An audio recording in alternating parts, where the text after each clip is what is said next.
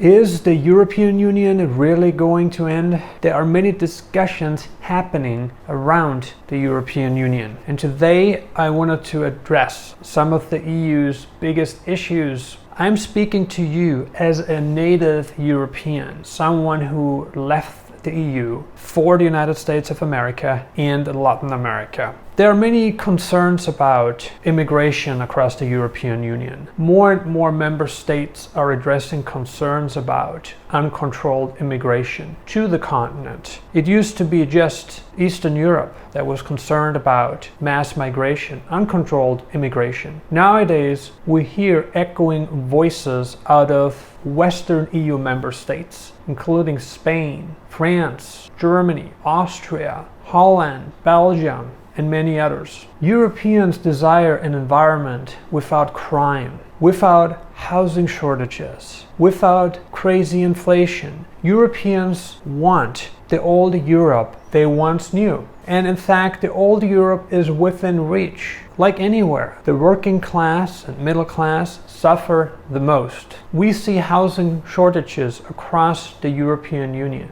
We're in a situation where it is almost impossible to rent apartments in many metropolitans in the EU.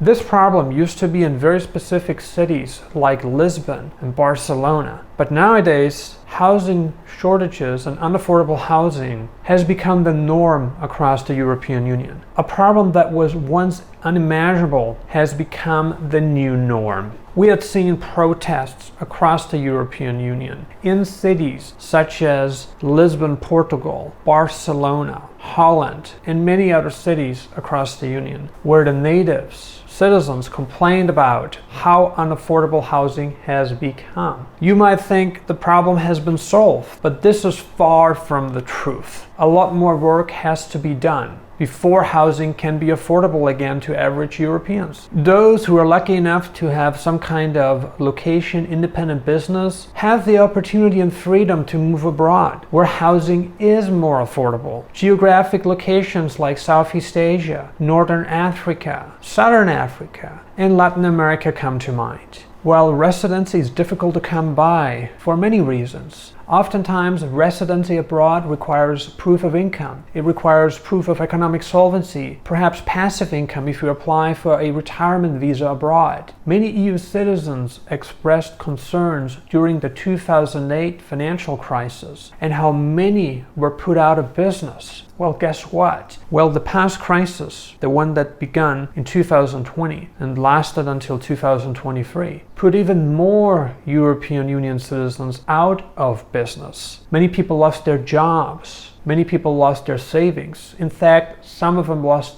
everything. There are more homeless people across many European Union metropolitans than ever before. Violent crime is rampant across the European Union, especially Western European metropolitans that have recently seen a sharp spike in violent crime. Some of the most impressive and livable cities of the 20th century have become quite unlivable in the 21st century. Many Europeans say the EU is falling apart. It's breaking down. And the new union may be on the horizon. A theory that may never come to fruition is the one of a split between the European Union nations. Those on the conservative side and those on the liberal side. EU conservatives are complaining about woke ideology becoming more prevalent every single day. Conservatives have many options. They can stay and fight for what belongs to them. They can relocate to an Eastern European country where conservative family values are protected by the local authorities or are more protected by the local authorities than in other nearby geographic locations where that is not the case. Woke ideology has spread across Western Europe, creating a lot of confusion among the younger generations, including Generation Z and Millennials. You could argue that the cost of living, the stress that's being put on EU citizens are the main reasons why EU citizens don't have children anymore. It is true that there is a correlation between the rising cost of living and the unwillingness to start a family. Perhaps it isn't even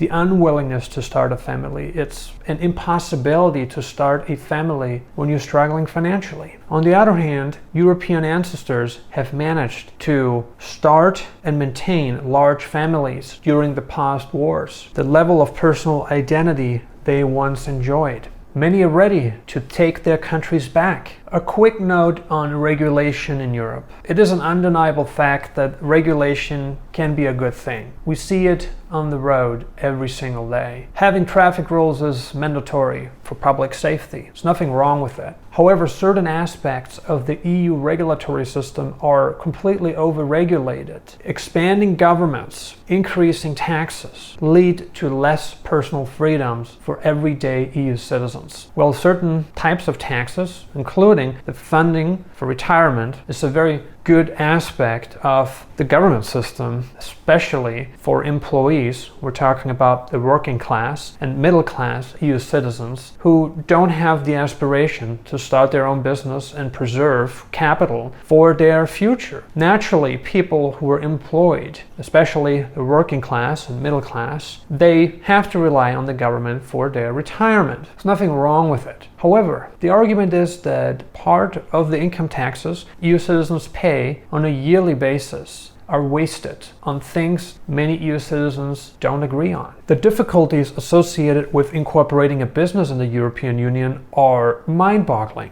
To start a company in certain sectors, you must get approved by the government. Sometimes you have to wait for months to get approved. Of course, there's an approval process, and sometimes exams are necessary. And we're not talking about the health or education sector here. We're talking about incorporating businesses that average people want to start, where they serve the average population. In the United States of America, incorporating a business is often flawless. It's quite easy, unproblematic, and reasonable. Incorporating a simple business in the EU can be a challenging task, costing tons of money, requiring degrees, requiring government approval. All the barriers that are put in place just make it harder and harder and harder for European economies to prosper. Now the question is it time for the EU to deregulate, to establish an environment that is more conducive to business success, so that the European Union can prosper again? I wanted to make a note about outsourcing manufacturing overseas, specifically Asia, a continent that has gained so much over the past decades. It is true that Europeans have gained their wealth by outsourcing manufacturing to Asia and consuming products at a fraction of the cost they would have to bear if these products were manufactured in Europe. But due to the massive outsourcing of manufacturing overseas, many Europeans are out of work, leaving them jobless and relying on government welfare. This is not right, you might say, and I agree with you. To be fair, the same problem also exists in Australia, in the United States, in many other Western locations, where manufacturing has been outsourced to the East. Our companies have been closed. Manufacturing has been outsourced. And of course, the big business interests, they make the most money out of that. Many EU citizens who now live abroad return to their homelands just to recognize how different everything is back home. They don't recognize the countries they grew up in. The cities they once called their home have become unrecognizable. I've personally witnessed severe changes in Austria's largest metropolitan, Vienna. I return to Austria every year or every second year. And every year or every second year I return to Austria, the city looks worse than it once looked. This is a matter of fact. We have more crime, streets are littered, it is more dangerous, and you feel more resentment when you speak to foreigners. Something that was previously unimaginable has become the norm. What do Austrians do? They relocate to a warmer location, assuming they have the financial resources to do so. Many Austrians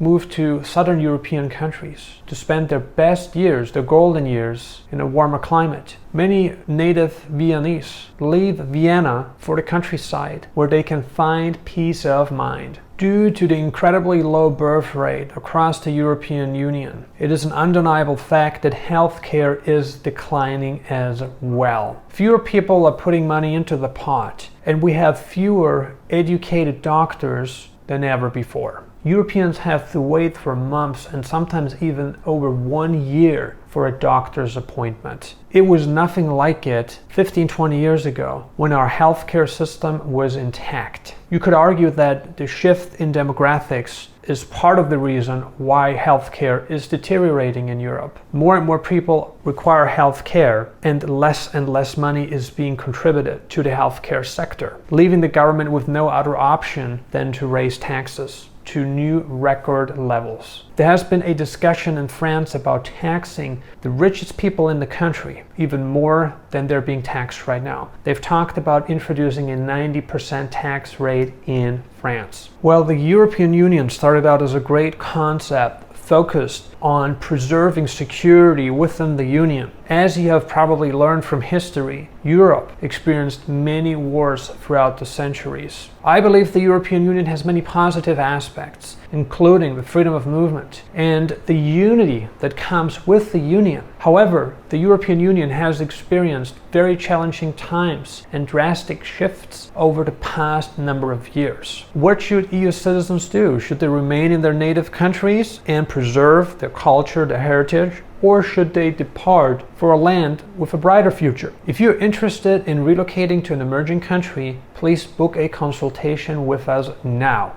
You should see our website displayed on the screen. There's also a link in the description of the video. We appreciate your attendance. Thank you so much for watching Nomad Elite, and we see you on the next video.